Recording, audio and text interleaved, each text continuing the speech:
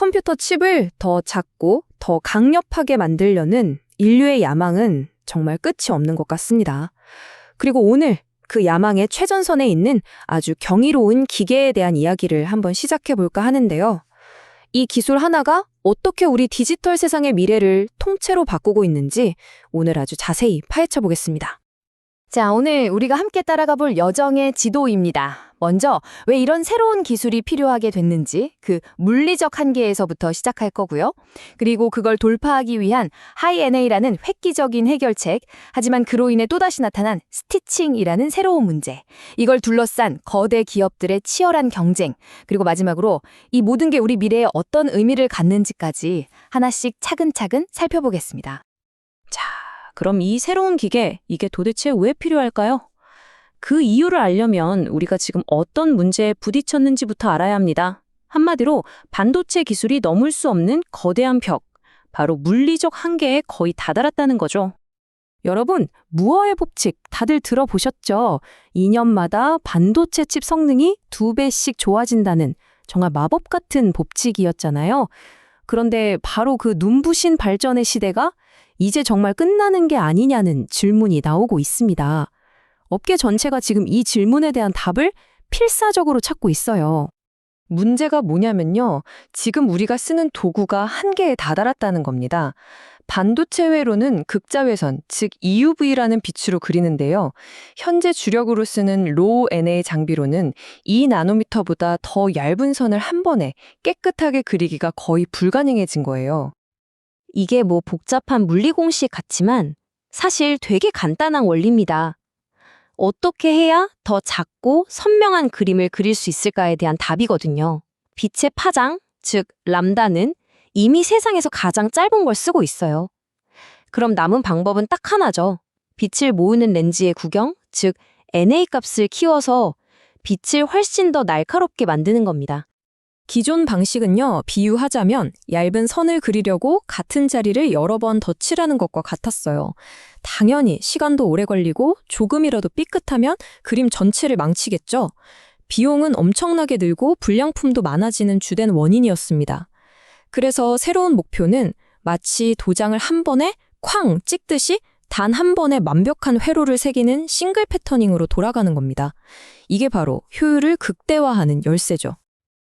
자, 이제 문제가 뭔지 확실히 알았으니까 이걸 해결할 엄청난 기술, 바로 하이나 EUV에 대해 본격적으로 알아보겠습니다. 이건 정말 거대한 도약이에요. 여기서 핵심은 이겁니다. 이건 그냥 좀 더 좋아진 기계? 이 정도 수준이 아니에요. 빛을 다루는 방식을 근본부터 바꾼 반도체 역사를 새로 쓰는 게임 체인저라고 할 수 있습니다. 아니 근데 엔지니어들은 이 물리학의 근본적인 문제를 도대체 어떻게 해결했을까요? 그 해법이 정말 진짜 기발하고 어떻게 저런 생각을 했나 싶을 정도입니다. 해법은 바로 아나모픽. 우리말로 하면 비대칭 광학 기술입니다. 렌즈 구경을 키웠더니 빛이 너무 비스듬하게 들어와서 서로 간섭하는 문제가 생겼거든요. 그래서 독일의 광학명가 자이스가 정말 기상천외한 아이디어를 냈습니다. 이미지를 똑같이 줄이는 게 아니라 가로는 4배, 세로는 8배 다르게 줄여버리는 거죠. 말 그대로 이미지를 한쪽으로 쭉 찌그러뜨려서 빛의 간섭은 피하고 동시에 초고해상도 패턴은 그려내는 데 성공한 겁니다. 정말 대단하지 않나요?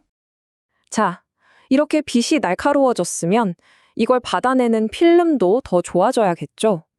여기서 필름 역할을 하는 게 포토레지스트라는 감광액인데요. 기존에 쓰던 CAR이라는 유기물 필름은 너무 미세한 그림을 그려려니 경계가 흐려지는 한계가 있었어요. 그래서 더 작고 단단한 무기물 입자로 만든 새로운 필름, 바로 MOR, 금속 산화물 레지스트가 필수 조건으로 떠오르고 있습니다. 그런데 말이죠. 이렇게 엄청난 문제를 해결하고 나니까 또 다른 정말 골치 아픈 문제가 떡하니 나타났습니다. 바로 스티칭이라는 새로운 퍼즐이에요. 그 기발했던 찌그러뜨리기 기술 있잖아요. 그것 때문에 부작용이 생긴 겁니다. 이미지를 한쪽으로 더 많이 압축하다 보니까 한 번에 그림을 그릴 수 있는 면적이 기존의 딱 절반으로 줄어든 거죠. 이제 칩 하나를 통째로 한 번에 찍어낼 수가 없게 됐다는 뜻입니다. 그래서 해결책으로 나온 게 뭐냐? 바로 스티칭입니다. 말 그대로 반쪽짜리 그림 2개를 그린 다음에 이걸 바느질하듯이 정교하게 이어붙여서 하나의 완전한 칩을 만드는 거죠. 근데 이 2 조각을 이어붙일 때 허용되는 오차 범위가 상상해 가시나요? 단 1나노미터입니다. 머리카락 굵기의 10만 분의 1이에요. 이게 조금이라도 틀어지면 수백만 달러짜리 칩이 그냥 쓰레기가 되는 겁니다.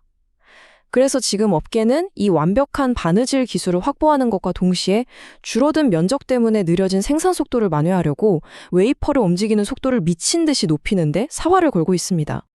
자, 이렇게 어렵고 복잡한 기술이다 보니까 이걸 누가 먼저 완벽하게 손에 넣느냐를 두고 반도체 거인들 사이에 막대한 돈이 걸린 그야말로 체스 게임 같은 경쟁이 시작됐습니다. 이 표를 보시면 정말 재밌습니다. 각 회사가 완전히 다른 전략을 쓰고 있거든요. 인텔은 우리가 제일 먼저 하겠다면서 가장 먼저 장비를 사들여 기술 리더십을 되찾으려는 아주 공격적인 모습이고요. 반면 TSMC는 그거 너무 비싸고 아직 검증도 안 됐잖아 하면서 일단 기존 기술을 최대한 활용하려는 신중한 태도를 보이고 있죠. 그리고 삼성은 기술 검증을 하면서 수율과 비용 사이에서 최적의 타이밍을 재고 있는 상황입니다. 자, 그럼 이제 정리를 해보죠. 와, 복잡하다. 근데 대당 5천억 원이 넘는 이 기계가 도대체 나랑 무슨 상관이지? 싶으실 수도 있어요. 하지만 이게 우리 모두에게 정말 중요한 이유가 있습니다. 핵심은 이겁니다.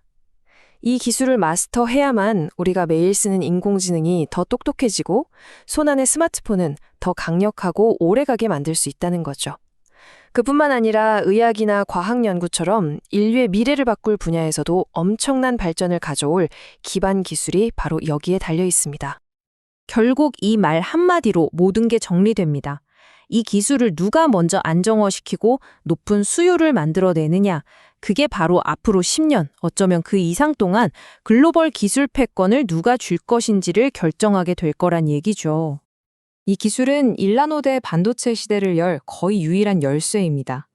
경쟁은 이제 막 시작됐고 이 궁극적인 질문에 대한 답은 앞으로 펼쳐질 기술의 역사 그 자체가 될 겁니다. 과연 최후의 승자는 누가 될까요?